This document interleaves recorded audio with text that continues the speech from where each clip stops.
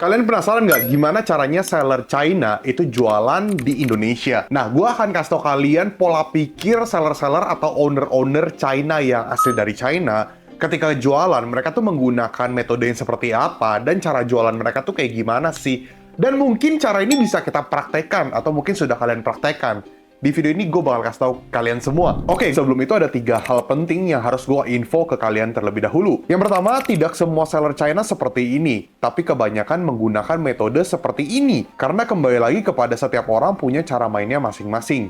Yang kedua, cara ini berdasarkan riset pribadi selama Rio Gandhi menyelam ke dunia online shop. Dan yang ketiga, kalian harus like dan subscribe channel YouTube ini, teman-teman. Itu yang paling penting, teman-teman.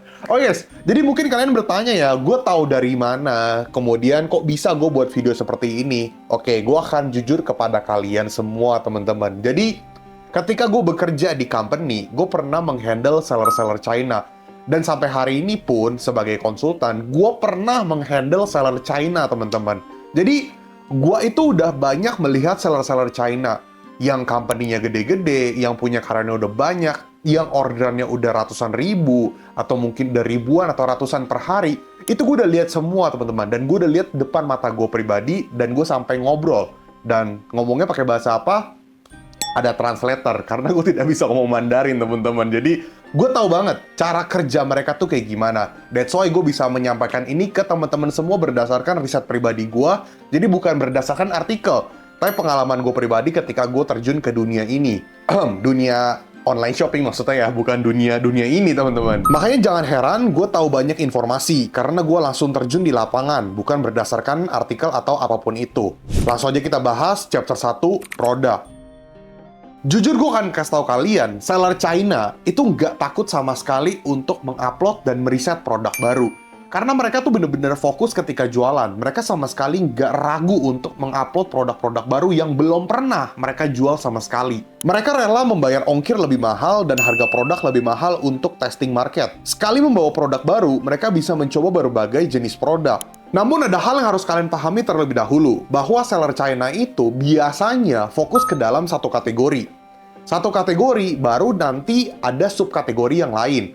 Kita ambil contoh misalnya dia fokusnya jualan di home and living. Home and livingnya ke arah mana? Oke, di arah keramik. Dan keramik itu banyak subkategori atau subproduk. Nah, mereka fokusnya di mana? Fokusnya di tadi, keramik.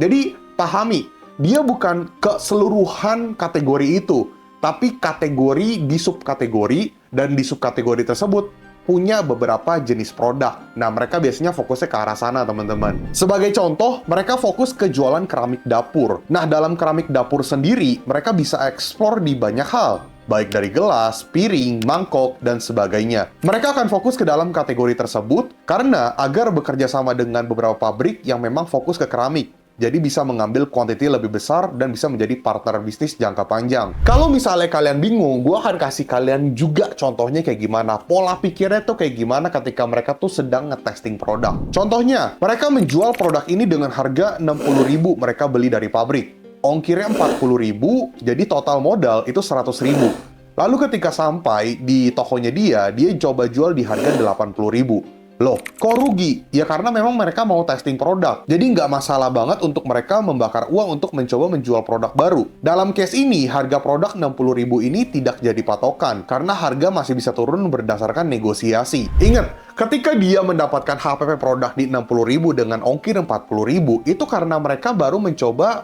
menjual produk tersebut. Jadi pengambilannya belum terlalu banyak karena tujuannya untuk testing produk.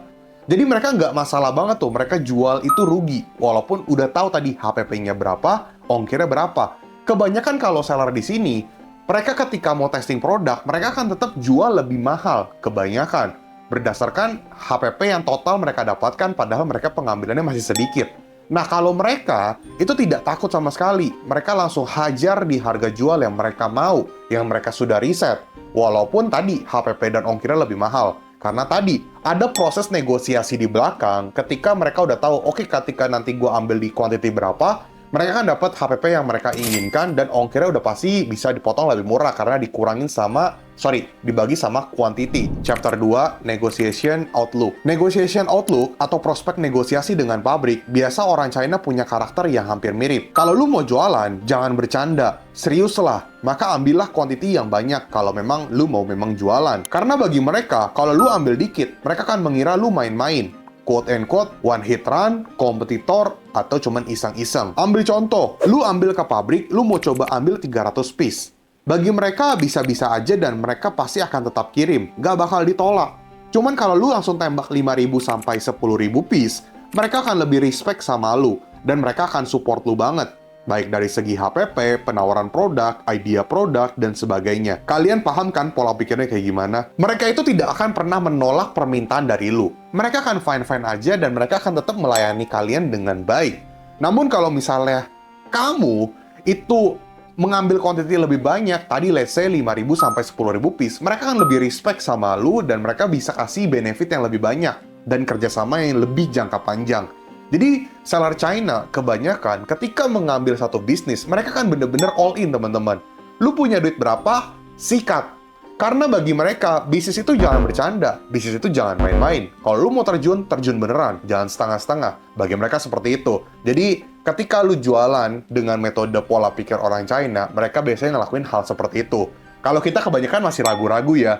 Oke, gue punya modal 10 juta, gue pakai aja deh cuma 1 juta kalau nggak 2 juta. Kalau mereka sih berani ya bisa sampai pakai 8 juta atau bahkan 10 juta, 10 jutanya dihabisin untuk dipakai. Kenapa? Karena bagi mereka ketika gue all in, gue akan bener-bener serius. Dan mereka akan lebih respect sama kita karena mereka pengambilannya lebih banyak. Berarti lu beneran mau jual produk gua nih. Bagi mereka seperti itu. Jadi kalian ngerti ya perbedaannya di sini dengan orang Indonesia dengan seller China itu kayak gimana?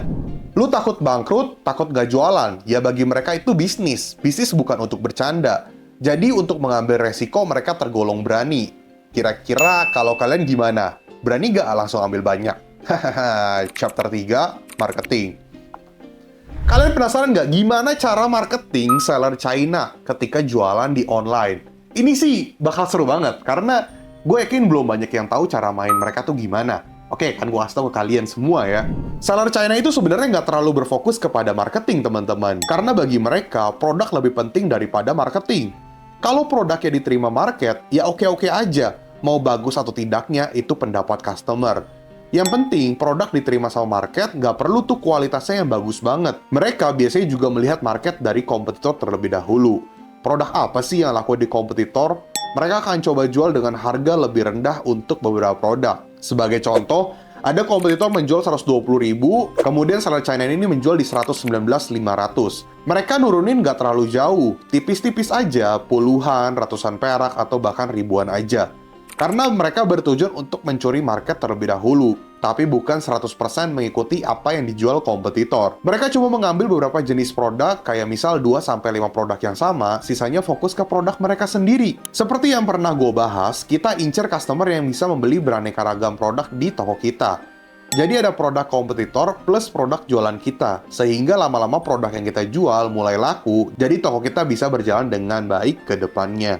Nah teman-teman, jadi mereka ngelakuin metode seperti itu.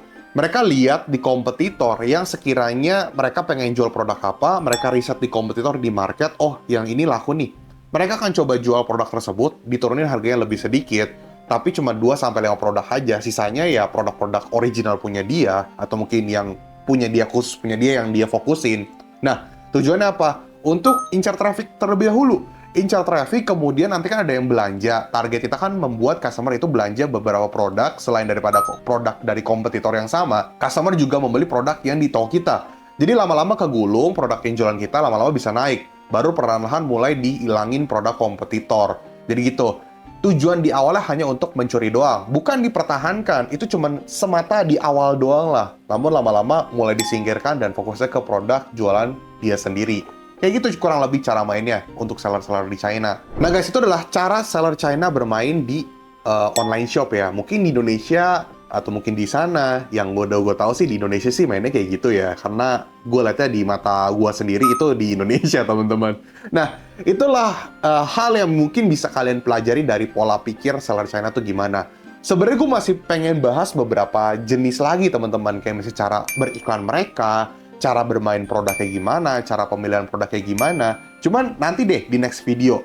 Kalau misalnya kalian memang suka dengan video yang pembahasan ini, kalian boleh coba komen sebanyak-banyaknya. Kok mau dong lanjutin pembahasannya pola pikir seller China atau gimana, kalian bebas komennya. Karena kalau memang video ini rame, ya gue akan buatin yang kedua, part 2, mengenai cara iklan mereka gimana. Dan yang tadi gue bahas lah, mereka tuh lebih lanjutnya pola pikirnya kayak gimana.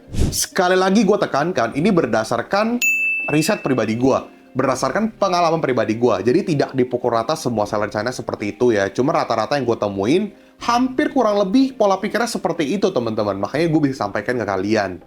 Oke guys, sekali lagi ucapkan terima kasih. Jangan lupa untuk nonton video-video gue yang lain, karena banyak informasi mengenai tips and trik soal jualan online. Jangan lupa untuk like, komen, dan subscribe. Dan buat teman-teman di sini yang pengen beli digital course gue, bisa ke link di bawah ini teman-teman. Dan yang pengen nanya-nanya soal jasa konsultan, face-to-face online atau offline meeting, atau mungkin ajak gue ke toko kalian, atau ke kantor kalian, atau mungkin ke kota kalian, bisa hubungi nomor di bawah ini teman-teman. Itu nomor hanya untuk kebutuhan jasa-jasa gue saja ya. Di luar daripada itu, mohon maaf tidak bisa diladeni. Dan mohon maaf kalau misalnya balas chatnya agak lama, karena yang masuk chatnya cukup banyak teman-teman. Jadi mohon bersabar aja. Dan kalau misalnya kayaknya udah dalam beberapa hari kalian chat tidak dibalas, kalian bisa chat lagi. Dan ingat, sabar teman-teman, karena yang chat cukup banyak. Oke guys, sekali ucapkan terima kasih. Rio Gandhi, peace out.